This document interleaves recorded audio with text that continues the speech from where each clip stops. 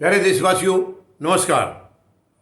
BJP के अंदर एक ऐसी संस्कृति आई हुई है, एक ऐसी तमीज़ आई हुई है कि उनको कोई पता ही नहीं है तमीज़ के किस तरीके से लोगों से बात करनी है, किस तरीके से हमें आपस में एक दूसरे से बात करनी है। अब देखिए, प्रधानमंत्री महोदय ने 19 तारीख को तीनों कृषि कानूनों को वापस लेने की घोषणा की है। ठीक है, चलिए कोई नहीं, उन्होंने जब बनाया था पता नहीं क्या सोच के बनाया है और वापस लेने का फैसला क्या सोच के लिया है। हालांकि देश जानता है कि बनाए क्यों थे और वापस क्यों लिए हैं, ये सारा देश जानता है। बनाए थे इसलिए क्योंकि उद्योग घरानों को आबाद करना था, किसान को बर्बाद करना था, केवल यही मकसद था, इसके अलावा कोई मकसद नहीं था। और यही वजह थी कि किसान वहाँ पर डटे हुए थे, क्योंकि इनकी ज़मीन छीन करके उद्योग घरानों के हवाले करनी थी और गरीब और मजदूर की रोटी को तिजोरी में बंद करना था। ये एकमात्र कारण था। मगर चलिए, उन्होंने वापस लिया, वो भी हालांकि देश जानता है कि वापस क्यों लिया है। वापस लिया है चुनावी हार की वजह से। इनकी ज़मीन लगातार खिसकती जा रही है, उस डर की वजह से अपनी ज़मीन को बचाने के लिए इनको वापस लिया है। लेकिन चलिए, उन्होंने बना भी दिए और वापस भी ले लिए। अब इनके नेता कह रहे हैं कि किसान को जो है प्रधानमंत्री महोदय का भरोसा करना चाहिए, तुरंत उड़ जाना चाहिए, आंदोलन से तुरंत उड़ जाना चाहिए, तुरंत जगह खाली करके इनको घर चले जाना चाहिए। कितनी छोटी मानसिकता है इनकी। अरे कैसे चले जाएंगे? उनके हाथ में अभी क्या है? हाथ खाली हैं अभी तक किसान के। केवल घोषणा हुई है, केवल घोषणा हुई है, उनके हाथ में अभी तक कोई कागज नहीं आया है। कैसे चले जाएंगे? यानी कि आपने 1 साल तक यही किया है, इनके आंदोलन को तोड़ा कैसे जाए। अपने प्रधानमंत्री को जाकर समझाने की नौबत नहीं थी आई, तमीज नहीं आई आप लोगों को कि किसान यहाँ पर बैठे हुए गलत है, इनको ऐसे नहीं बिठाना चाहिए, ये इस देश के लिए बहुत दुख की बात है। तब नहीं कहा किसी ने भी। तब उनको जाके क्यों नहीं बताया कि प्रधानमंत्री महोदय वापस लीजिए, कानून अच्छे नहीं है, ये किसान के विरोध में हैं। क्यों नहीं समझाया प्रधानमंत्री महोदय को? हाँ, आज उन्होंने जब वापस ले लिए हैं, चाहे आपसे पूछा या नहीं पूछा, अपनी मर्जी से लिए, लेकिन वो वापस ले चुके हैं, घोषणा कर चुके हैं। मगर किसानों की झोली में अभी तक कुछ नहीं आया है। तो जब तक इनके हाथ में कोई कागज नहीं आ जाए, कैसे चले जाएंगे? और प्रधानमंत्री महोदय का रिकॉर्ड है कि इन्होंने कभी सच बोला ही नहीं है, कभी सच नहीं बोला इन्होंने, हमेशा झूठ बोला है। जो कुछ इन्होंने कहा है वो कभी नहीं किया। तो इस बात का अब ये कैसे किसान यकीन कर लेंगे? 1 साल इतनी बड़ी तपस्या करने के बाद, इतने दुख और कष्ट झेलने के बाद खाली हाथ चले जाएं, ये कैसे संभव है? कैसे संभव है ये?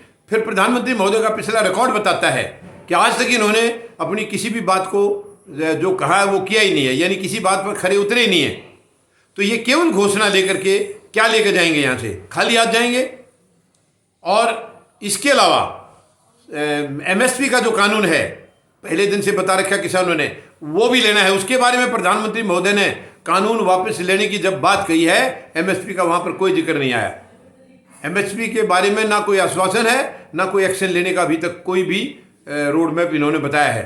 तो एमएसपी भी लेनी है, उसका भी लीगलाइज तरीके से कानून बनेगा, तभी किसान जाएंगे, वरना किसान नहीं जाएंगे। इसलिए मेहरबानी करके किसानों के प्रति ये दुर्भावना जो है, इसको ख़त्म करिए। आप किसानों के प्रति दुर्भावना मत रखिए। आप भी रोटी उन्हीं की खा रहे हैं, जो उनके नेता हैं वो भी रोटी खा रहे हैं, प्रधानमंत्री महोदय भी उन्हीं की रोटी खा रहे हैं, उनकी पार्टी के जितने कार्यकर्ता हैं सब वही उन्हीं की रोटी खा रहे हैं। ठीक है, आप उनकी पार्टी का हिस्सा है, अपनी अपनी पार्टी बहुत लोगों ने बना रखी है, कोई किसी पार्टी में है, कोई किसी में है। आप जहाँ भी हैं बहुत अच्छी बात है, आप रहिए वहाँ, लेकिन अपनी भाषा का ये चैन जो है वो उसमें मर्यादा होनी चाहिए। विचार कोई भी गलत मत करिए, किसी की भावनाओं के खिलाफ कोई आवाज़ मत उठाइए, किसी की भावनाओं को चोट मत पहुँचाइए। किसान मूर्ख नहीं है, किसान पागल नहीं है जो यहाँ बैठे 1 साल से कितनी पीड़ा झेल रहे हैं और वो भी किसी को नुकसान नहीं पहुँचा रहे, शांतिपूर्ण तरीके से बैठे हैं। आप उनकी मंशा के ऊपर सवाल खड़े कर रहे हो। प्रधानमंत्री महोदय की मंशा के ऊपर सवाल क्यों नहीं करते? क्योंकि आपकी दुकानें चल रही है वहाँ से, आपको कुछ फायदे मिल रहे हैं वहाँ से। आप विरोध करेंगे तो आपको वहाँ से निकाल दिया जाएगा, ये डर है आपका। इसलिए आप उन्हीं किसानों के खिलाफ बोल रहे हैं जिनको आपके प्रधानमंत्री महोदय ने पीड़ा दी है। मैं आपके प्रधानमंत्री महोदय बीच बीच में इसलिए कह रहा हूँ क्योंकि प्रधानमंत्री महोदय अपने आप को केवल बीजेपी का मानते हैं। वो खुद अपने आप को बीजेपी का प्रधानमंत्री मानते हैं, देश का तो मानते ही नहीं है। कभी भी देखो, सीने के ऊपर कमल का फूल लगा रहता है, जबकि उसको कोई अधिकार नहीं है किसी को भी, सिवाय चुनाव के यूज करने का, कहीं लगाने का तो अधिकार है ही नहीं। फिर भी प्रधानमंत्री महोदय सीना तान के उसको लगाए रखते। इसका मतलब वो बीजेपी के प्रधानमंत्री हैं, इसलिए कह रहा हूं मैं। अब मैं बीजेपी का नहीं हूं तो इसका मतलब मेरे प्रधानमंत्री नहीं है वो, क्योंकि वो केवल पार्टी के हैं। 7 साल में पार्टी के प्रधानमंत्री बन के रहे हैं, देश के प्रधानमंत्री कभी नहीं बने ये। हालांकि देश के लिए तो इन्होंने बता दिया था कि मैं प्रधानमंत्री नहीं हूं, मैं चौकीदार हूं। और किसका चौकीदार है वो 7.25 साल के दौरान में हमें पता चल गया है, सबको पता चल गया।